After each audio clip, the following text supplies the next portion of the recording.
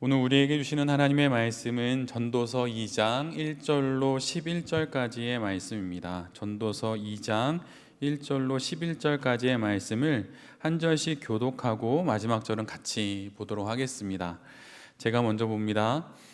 나는 내 마음에 이르기를 자 내가 시험 삼아 너를 즐겁게 하리니 너는 낙을 누리라 하였으나 보라 이것도 헛되도다.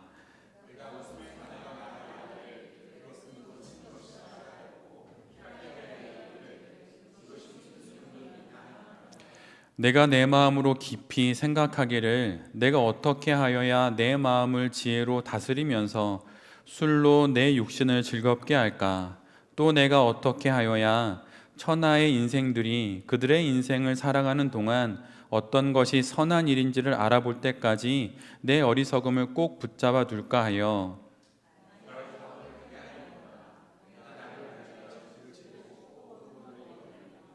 여러 동산과 과원을 만들고 그 가운데에 각종 과목을 심었으며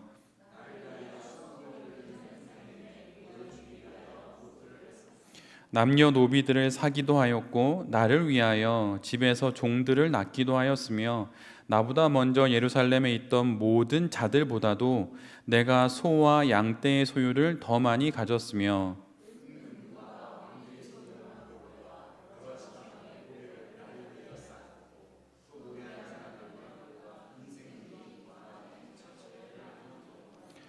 내가 이같이 창성하여 나보다 먼저 예루살렘에 있던 모든 자들보다 더 창성하니 내 지혜도 내게 여전하도다.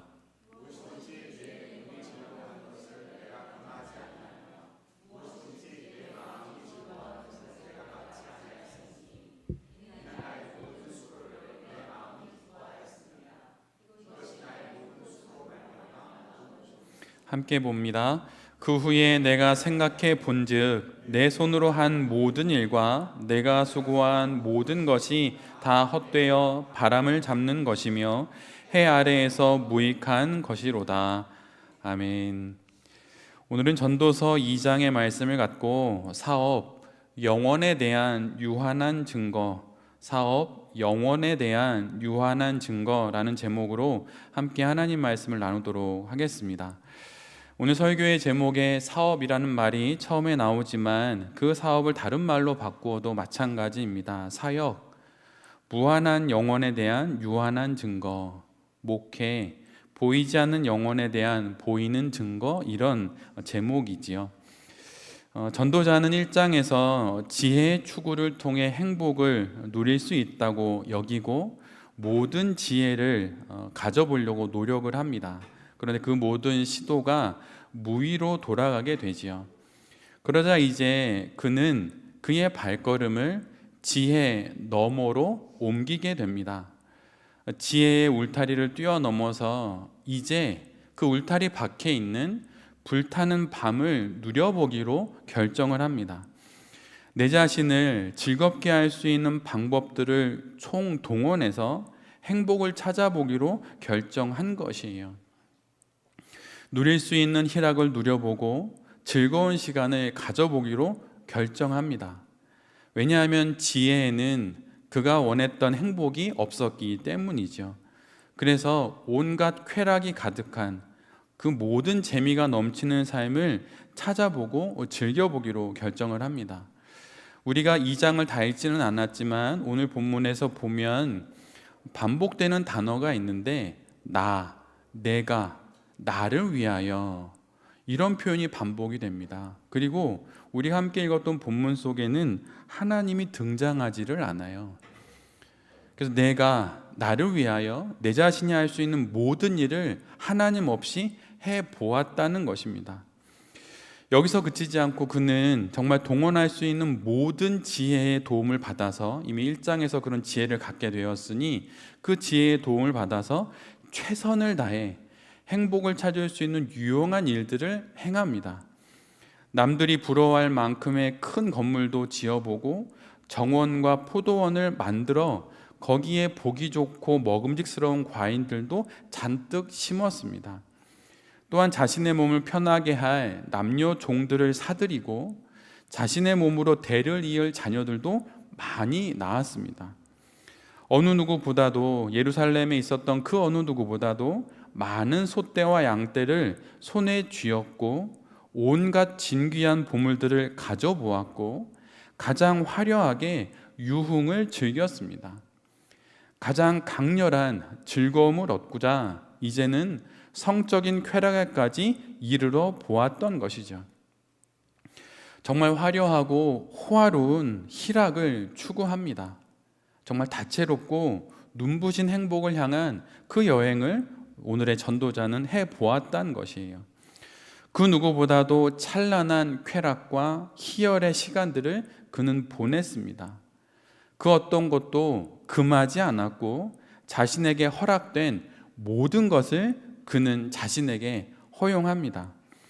행복할 수 있는 모든 충동에 자기 자신을 허락하고 모든 욕망과 욕구를 그대로 누렸습니다. 이것이 자신의 인생을 향한 자신이 줄 수 있는 최고의 보상이라고 여기고 그 선물을 주었던 것이죠.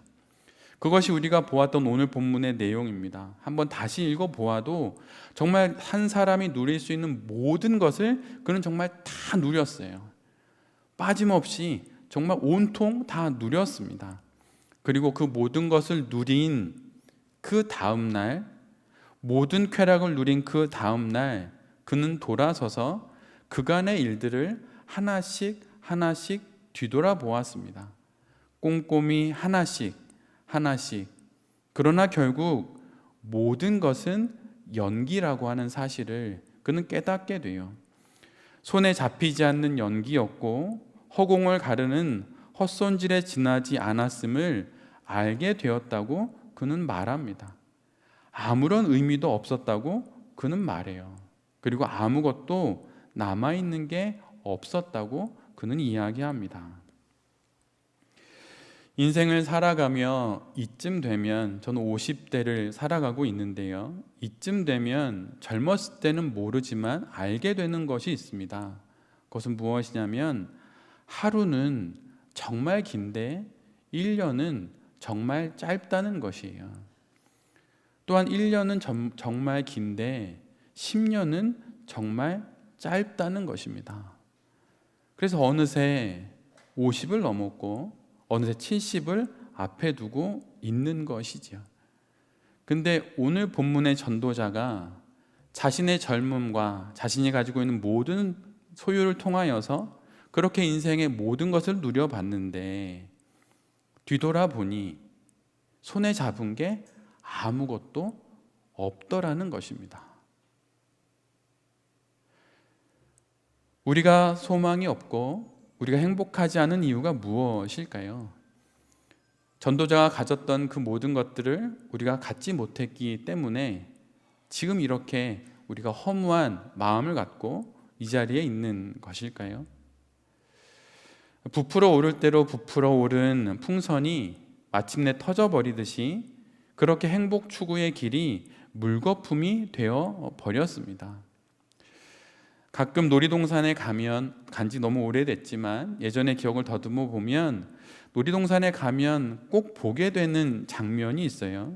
그것은 놀이동산 한가운데 울고 있는 아이들을 볼 때가 있습니다. 빈손에 그 아이는 서럽게 웁니다.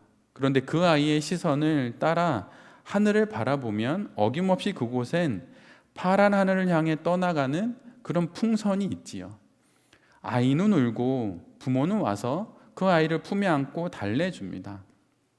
그리고 부모는 아이에게 다른 풍선을 또 사주겠다고 말하면서 아이를 데리고 풍선을 사러 가죠. 그러면 그렇게 울던 아이의 울음은 차차 줄어들고 아빠와 엄마의 품에 안겨서 저만치 걸어갑니다. 날아간 풍선은 이렇게 다시 살 수 있지만 그러나 우리의 인생은 다시 살 수 없습니다. 전도자는 행복을 찾아 쾌락을 쫓고 사업을 확장하고 보란듯이 성과를 거둔다 해도 이 모든 것이 내 욕망의 끝까지 채운다고 하여도 결국 마지막엔 이 모든 것은 하늘을 향해 날아가는 풍선과 같다고 말하고 있는 것이에요. 바람을 잡으려 하는 것처럼 헛되고 무익하다고 말하는 것입니다. 오늘 본문 11절은 이렇게 기록합니다. 그 후에 내가 생각해 본즉 내 손으로 한 모든 일과 내가 수고한 모든 것이 다 헛되어 바람을 잡는 것이며 해 아래에서 무익한 것이로다. 지금 전도자가 모두 무익하다고 말하는 이유가 무엇입니까? 그것은 해 아래에서 라는 단어에서 알 수 있듯이 해 너머를 생각하지 않는 수고, 즉 모든 인생의 최종 목적지를 고려하지 않는 모든 일, 모든 노력, 모든 수고는 결국 무의미하게 된다는 것이에요. 도화지의 크기를 고려하지 않고 그린 그림이 있다면 그 그림은 무의미하게 됩니다. 아무리 그럴듯한 그림을 그린다 하더라도 도화지의 크기를 고려하지 않고 한 구석에만 그림을 그린다면 결국 그것은 아무런 의미가 없는, 내가 정말 그리고 싶고 내가 정말 원했던 그림이 아닌 한 부분만을 그리게 되는 그런 그림이 되어 버리는 것이죠. 전도서는 하나님을 고려하지 않는 모든 것은 무의미하다는 것을 깨닫게 하려고 우리가 의미 있다고 여기는 것들을 하나씩 언급하는 것입니다. 오늘 본문에서 이야기하고 있는 것들을 자세히 들여다보면 모든 것들이 우리가 다 필요로 하고 가지고 싶어하는 내용들입니다. 돈일 수도 있고 성공일 수도 있고 화목한 가정과 잘 성장하는 자녀들일 수도 있고 좋은 인간관계일 수도 있겠죠. 그런데 우리가 의미 있다고 여기는 그 하나하나를 언급하면서 그것들이 하나님을 고려하지 않는 순간 무의미한 것이 되고 그것이 마치 하늘을 떠나가는 그런 풍선과 같이 아무런 소용이 없는 것이 되어버린다고 우리 모두에게 이야기해 주는 것입니다. 다 채우시고 모두 다 소유하게 하신 이후에 조금씩 거두어내고 덜어내시면서 우리로 마침내 봐야 할 것을 보게 하시는 것이 바로 오늘의 말씀인 거예요. 마치 드라마의 한 장면처럼 두 눈을 덮고 있던 붕대를 한 바퀴씩 돌리면서 벗기듯이 그렇게 우리의 영혼의 눈을 뜨게 하여서 우리의 시선을 한 곳으로 모아 가시는 것입니다. 우리의 인생의 마지막 순간에 펼쳐질 하나님과의 만남과 그분의 심판을 고려하지 않는 해 아래에서의 우리의 행복을 향한 모든 수고와 노력은 헛되다는 것이에요. 끝을 고려하지 않는 지금의 현실에 대한 그 어떠한 노력과 그 어떤 반응도 결국은 무의미한 것입니다. 행복해지기 위해 죽음을 생각하지 않으려는 시대에게 오히려 제대로 행복해지기 위해 죽음을 생각하라고 전도자는 우리에게 말하고 있는 것입니다. 끝을 보아야 지금 여기를 온전히 살아갈 수 있다고 그렇게 이야기하는 것이에요. 끝을 봐야, 우리의 인생의 그 마지막 지점을 보아야 지금 그 과정에서 한순간을 살아가는 이때를 가장 의미 있게 살아갈 수 있다고 그렇게 말하는 것입니다. 그런데 바로 이 지점에서 또다시 지혜로운 세상은 우리에게 답변을 내놓습니다. 해 아래에서의 또 다른 답변이 있다고 말하고 있어요. 그것은 바로 욜로입니다. 욜로가 무엇입니까? 이 세상은 끝이 있다. 그래, 전도자의 말처럼 끝이 있다. 그러니 그 죽음을 고려하며 인생을 살아가는 것이 지혜다 라고 말을 하는 겁니다. 인생은 유한하다. 인생의 끝에 죽음이 있다. 한 번만 산다. 그러므로 욜로의 삶을 살자고 말하는 것입니다. 전도자와 욜로의 인생은 둘 다 죽음이라는 같은 끝을 보는 것이에요. 그러나 같은 것을 보지만 전혀 다른 반응을 보이는 것입니다. 전도자는 죽음을 하늘을 향한 열린 문으로 보지만 욜로는 죽음을 막다른 골목으로 보는 것이에요. 즉 달리 말하면 이 세상이 전부이고 이 삶의 끝에 죽음이 있으니 이 유한함이 유일한 것이라고 말하는 것입니다. 욜로의 의미에는 그것이 담겨 있어요. 유한하다, 이것이 유일하다, 이것이 전부이니 이것이 끝이니 뒤집어서 이것이 곧 우리가 누릴 유일한 영원이라고 말하는 것입니다. 이것밖에 없다는 것이에요. 그러기에 욜로의 삶을 살자는 것입니다. 피할 수 없는 막다른 골목, 그 골목을 향한 인생이니 그것도 한 번이니 하고 싶은 일을 하며 살라는 것입니다. 유튜브를 열어보면 이러한 생각으로 수많은 컨텐츠들이 넘쳐납니다. 죽음이라는 사실에 세상은 이렇게 반응하는 것이죠. 그리스도인들의 자세, 삶의 자세도 실은 욜로와 비슷합니다. 그러기에 모험도 할 수 있는 것입니다. 제가 자주 이 단에서 말씀드리듯이 우리는 한 번을 살고 그러게 마지막 인생을 삽니다. 그러나 그리스도인의 삶은 영원함을 아는 욜로의 삶이에요. 막다른 골목이 아닌 천국을 향한 문으로 이어지는 길을 걷는 욜로의 삶인 것입니다. 전도자는 이 사실을 우리에게 지금 말하고 있는 것이에요. 지혜도 즐거움도 이 안목으로 내려다 봐야 한다고 말하는 것입니다. 우리가 하고 있는 사업 역시 마찬가지예요. 이 부분에 대해서 데이브 깁슨이라고 하는 목사님이 했던 이야기가 있는데 여러분 잘 한번 들어보십시오. 한 사안에 대한 전혀 다른 안목을 우리에게 말해주고 있어요. 어떤 사람이 이 땅의 삶을 살아가면서 먹고 마시고 즐기라고 말하는 이유는 그게 존재하는 전부이기 때문이다. 반면에 전도자가 먹고 마시고 즐기라고 말하는 이유는 그것이 이곳에 존재하기 때문이다. 전부이기 때문이 아니라 우리의 삶에 허락된 존재하는 것이기에 그것을 감사하며 누리라는 것입니다. 하나님께서 우리에게 이 세상에 좋은 것들을 주셨고 그것이 선물로 주어졌기 때문에 그것을 누리라고 하는 것이지 그것이 전부이기 때문에 그것을 누려야 한다는 것이 아니에요. 특히 우리나라에서 일반적인 인식 중에 하나는 사회를 위해 헌신하는 사회운동가들은 화려한 삶을 살아서는 안 된다는 생각들이 있습니다. 그리고 목회자를 향해서도 그런 안목이 있어요. 성도들은 일반적으로 목회자가 너무 화려한 것을 좋아하지 않습니다. 일반적으로 조금은 검소한 삶의 모습을 살아가는 목회자를 존경합니다. 물론 그것이 좋은 면이 있어요.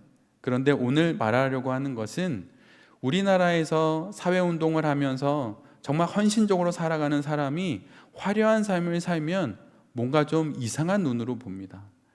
그래서 실은 고인이 된 어떤 정치인은 죽을 때까지 사회를 위해서 헌신했는데 선글라스가 하나도 없었어요. 선글라스를 끼면 좀 다른 사람들이 불편한 시선으로 보고 자신이 헌신하며 살아가는 이 삶의 모습들을 오해하는 경우들이 있어서 선글라스조차 하나 마음대로 살 수 없었다고 합니다. 다른 이들의 시선을 조심하는 것이기도 하지만 한 인간으로서 마땅히 누려야 할 기쁨을 누리지 못하고 살았다는 것이 좀 안타깝게 느껴지고 좀 저는 약간 마음에 불편함이 있었습니다. 그를 향한 좀 애틋함이 있었어요. 그런데 그리스도인들에게도 그런 시선이 있습니다. 누리면 안 된다는 것이죠. 왜 안 되는 것입니까? 한 번 사는 인생인데 하고 싶은 것, 누리고 싶은 것 좀 누리면 안 되는 것일까요? 여러분 누려도 됩니다. 여러분 명품 사셔도 되고 좋은 것 드셔도 되고 좋은 것 사셔도 돼요. 여러분의 경제 형편이 그렇다면 여러분 그렇게 다 하셔도 돼요. 그런데 그러기 위해선 반드시 한 가지가 있어야 합니다. 그것은 그 모든 것이 하나님이 주신 선물임을 아는 것이에요. 감사한 마음을 갖는 것입니다. 그것이 전부이기에 누리는 것이 아니라 그것이 존재하기에 누리는 것이에요. 그리고 그것이 영원의 시선 위에 있는 누림인지 마땅히 누려야 하는 것인지를 우리가 알고 그것을 누리면 됩니다. 영원을 향하는 길에 주신 하나님이 주신 선물임을 알면 여러분 그거 누려도 괜찮으세요. 나를 타락시키지 않은 선까지 여러분 그걸 누려도 됩니다. 어느 목사님이 쓰셨던 글 중에 이런 글을 본 적이 있어요. 나중에 천국에 가면 하나님이 우리에게 물어보신다는 것이에요. 너 나를 위해서 얼마나 헌신했니? 나를 위해서 너 얼마나 애쓰면서 정말 하나님 앞에서 절제하며 살았니? 라고 묻지 않고 내가 너를 이 땅에 보낸 건 이 땅에 내가 창조한 세상의 많은 것들을 누리면서 살라고 너를 보내준 건데 넌 얼마나 많은 것을 누리며 왔느냐? 라고 물으신다는 것입니다. 전도자는 지금 우리가 하고 있는 수고와 열심, 노력과 애씀이 헛되다고 말하는 것이 아니에요. 그것이 무엇 아래에서 어디를 향하고 있냐고 묻는 것입니다. 우리의 손을 잡고 지혜의 들판을 지나고 이제는 지혜의 울타리를 넘어서 쾌락의 강을 건너고 있는 것이에요. 흠뻑 영혼의 옷을 적신 후에 다시 우리로 성공과 성취의 산을 오르게 하는 것입니다. 그리고 그 산 위에서 영혼의 손에 무엇을 쥐고 있냐고 묻는 것이에요. 자신을 위해 할 수 있는 무엇이든 해본 후에 무엇이 손에 남게 되었냐고 묻는 것입니다. 지금에 대한 우리의 자세가 영혼에 대한 우리의 인식을 그대로 보여줍니다. 지금 내가 하고 있는 사업에 대한 나의 자세가 영혼에 대한 나의 생각을 그대로 보여주는 것이에요. 많은 사람들이 볼 수 있는 보이는 그 사업은 많은 사람이 볼 수 없는 그 영혼에 대한 나의 생각을 그대로 반영해 주는 것입니다. 파스칼이 이런 말을 했어요. 인간 불행의 유일한 원인이 하나 있다. 그것은 자기 방에 조용히 머무는 법을 알지 못하는 것이다. 아무것도 할 수 없을 때, 더 이상 지혜를 추구할 힘도 없고 기력이 쇠하여서 더 이상 쾌락도 누릴 수 없을 때, 노년의 다윗처럼 스스로 자신의 몸을 따뜻하게 할 수도 없을 때, 사업의 성취와 성공도 더 이상 할 수 없을 때, 그때 나를 붙잡아 줄 수 있는 것이 인생을 지탱해 주는 뿌리가 되어야 한다고 오늘 성경은 우리에게 말하는 것이에요. 기분 전환을 위한 여행과 오락거리, 맛난 음식과 소소한 기쁨들을 누릴 수 있습니다. 그러나 그것들이 어떤 것을 뿌리로 해서 우리가 지금 누리고 있는지를 보라는 것이에요. 우리의 사업 역시 이런 안목으로 영원의 시선 아래에서 그것을 바라봐야 하는 것입니다. 그래서 사업에 대한 우리의 인식은 사업가인 우리의 영혼을 향한 보이는 증거가 되는 것이에요. 사역도 마찬가지입니다.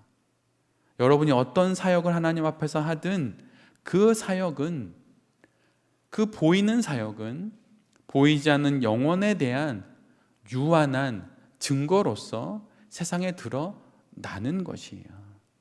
목회 역시 마찬가지입니다. 여러분이 보는 목회자인 제가 드러내는 이 보이는 이 목회는 보이지 않는 그 영혼에 대한 저의 입장이 그대로 드러나는 것이에요. 이처럼 사업도 이 영혼의 시선에서 하나님이 주신 선물로 여기고 하는 것입니다. 그것이 여러분의 전부가 아니에요. 그것이 여러분의 인생의 모든 것이 아닙니다. 그래서 그것을 위해 인생을 거는 것이 헛된 것이에요. 여러분이 어떤 사역을 하든 어떤 수많은 생명을 살리든 그것은 결코 여러분의 전부가 아닙니다. 여러분을 통해 수많은 아이들이 살아날 수도 있고 수많은 생명들이 살아날 수도 있고 이 사회를 조금 더 하나님 나라 되게 할 수도 있어요. 그러나 여러분, 그것은 여러분의 전부가 아니에요. 이것을 아는 자만이 그것에 휘둘리지 않고 그것의 승패에 상관없이 그것을 끝까지 해낼 수 있는 것입니다. 영원의 안목이 있을 때 유한한 이 땅의 일을 아주 쿨하게 잘 해낼 수 있는 것이에요. 그러한 영혼의 시선으로 한 번뿐인 인생 가운데 허락해 주신 우리의 사업을 즐기기도 하면서 모험을 하기도 하면서 잘 경영해 나가시는 여기 계신 모든 대표님들이 되시길 바라고, 하시고 계신 사역이든 또는 저는 하고 있는 목회든 이러한 안목으로 해나감으로 말미암아 결국은 하나님 앞에서 얼마나 누리고 왔느냐라고 하시는 말씀에 정말 덕분에 많은 것을 누리고 왔습니다. 또 얼마나 많은 것들을 이루고 왔느냐, 하나님 덕분에 정말 많은 것 하고 왔습니다. 힘들었지만 하고 왔습니다. 이렇게 말할 수 있는 우리 모두가 될 수 있기를 간절히 기도드립니다. 아멘.